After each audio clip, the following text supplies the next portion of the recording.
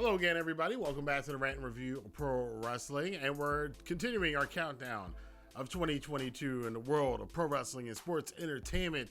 This time, we are looking at the best pay-per-views, big events, premium lives, whatever you want to call them, those big events that happen in every single wrestling company, usually on a monthly basis, the big annual events that have been going on for decades. We're going to look at them in this video, and I'm going to let you guys know what my favorite ones were of the year. And I'll let you guys know which one is my number one of 2022. But before we get into that, of course, this is YouTube. YouTube and its algorithm does its algorithm thing and lets people know that we have these videos online, and that is helped along by you hitting the like button. So you can tell the algorithm to do that. So if you're interested, if you like this video, if you enjoy it, or you got anything out of it at all, I definitely appreciate you hitting that like button. So let me start with the WWE pay-per-views that I thought were really good this year. Of course, I'm going to point out first and foremost WrestleMania this year, which is, in the last 10, 15 years, WrestleMania, which probably should be the best show of the year for WWE, sometimes hasn't. Sometimes it's been SummerSlam. Sometimes it's been some other event like a Money in the Bank or something like that, that fans thought was the best pay-per-view of the year for WWE, or premium live, whatever. But this year, WrestleMania absolutely knocked it out of the park. I've mentioned this before in these year-end videos that WrestleMania this year was one of my top WrestleManias of all time, probably in the top 10 maybe. So you can't beat that too much. We also would say SummerSlam was very good. SummerSlam was a curious one because this was right after Vince has stepped down.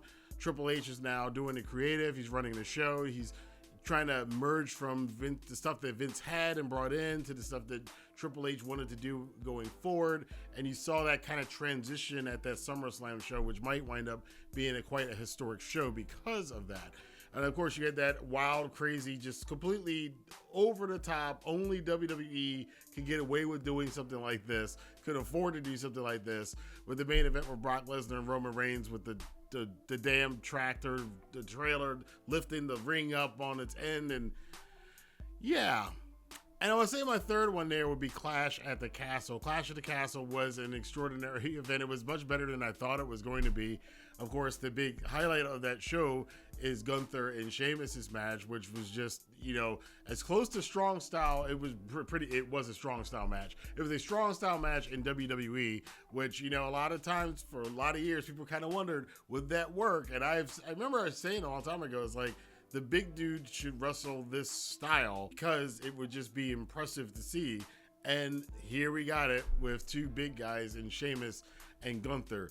Of course, the main event, Drew McIntyre, man, that place was rocking for him, hoping that he would be the next WWE champion. A lot of signs were pointing in that direction. The whole storyline was pointing in that direction. It didn't happen. And then we got a weird ending with Tyson Fury and Drew McIntyre singing songs and whatever. New Japan Pro Wrestling, their big events this year, I thought Wrestle Kingdom was okay.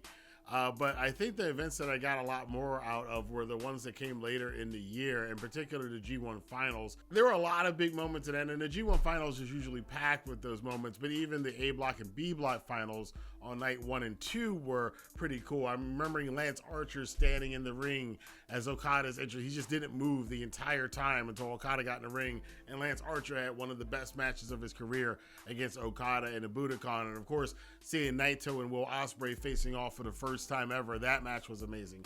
Ospreay and Okada facing off, that match was an amazing match. So you had a lot of really, really good stuff happening in the finals of the G1 tournament. I'd also throw in the Best of the Super Juniors in there this year. The Best of the Super Juniors as a tournament and as a whole, as an event, it was a return to the Best of the Super Juniors that we haven't really had for a couple of years, again, because the pandemic has hit Japan a lot harder than it's hit the West. So they're like a year behind us on where the crowd cheering stuff is going on. So that also means you're not getting a lot of foreigners coming in. And one of the cool things about Best of the Super Juniors is that you would get junior heavyweight wrestlers from around the world, from different promotions, all coming to perform in the Best of the Super Juniors tournament, which really legitimately, just from a kayfabe perspective, does make it an actual world championship, a worldwide affair with a lot of cool additions, including Ace Austin, definitely making his presence known in the Best of Super Juniors this year. El Phantasmo, his last year in it, as he then graduated to heavyweight. We also had Wheeler Yuta from AEW coming over, the first guy from AEW to actually officially come over and do a tour in New Japan Pro Wrestling as part of the storyline of him being in the Blackpool Combat Club.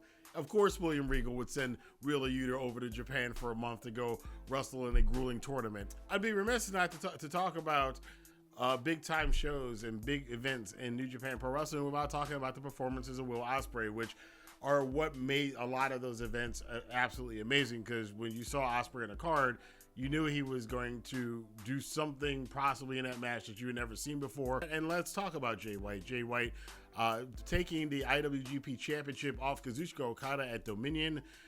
Thing that we did not think was going to happen that early. People were kind of surprised by that, but it was kind of this resurgence of Bullet Club, and he had been working internationally all year to make these things happen. So New Japan has some pretty good shows this year. Now let's go over to AEW.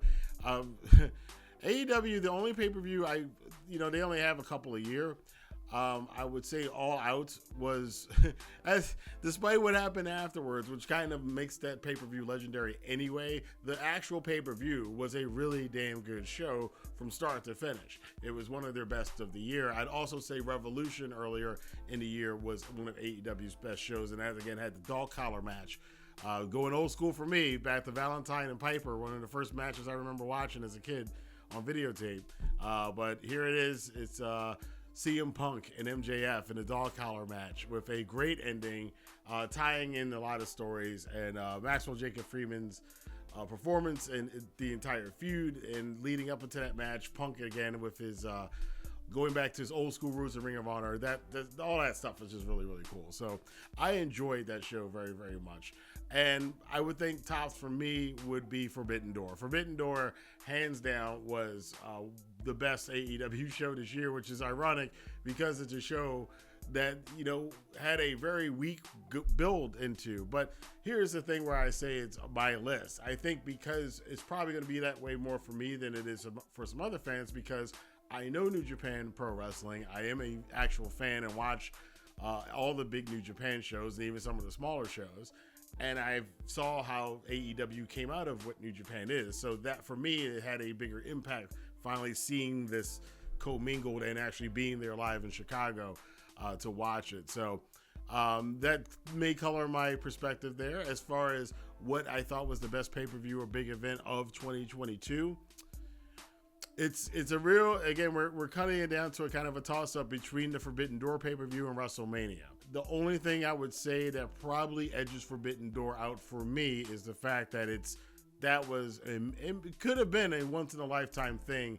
It was something that I had personally been waiting for a number of years, whereas WrestleMania, I expect it should be good every single year, and it lived up to its expectations and then surpassed them a little bit this year, of course, with the surprise, shocking, not so shocking return of Cody to WWE. But for me, I'm going to pick Forbidden Door like that much above WrestleMania this year as the best pay-per-view or big event of 2022. But again, like I'm stressing in this video, this is clearly my opinion. Your opinion might be different. So I want to know what your opinion is. Let your voice be heard in the comment box below. If you like this video, hit the like button, subscribe button, and the notification bell. And be sure to share this video on Twitter, Facebook, Instagram, and wherever you talk about sports, entertainment, and pro wrestling. I will see you guys here for more news, rumors, and countdowns as we close out the year 2022 in the world of pro wrestling here on the Rant and Review Pro Wrestling. Have a good day.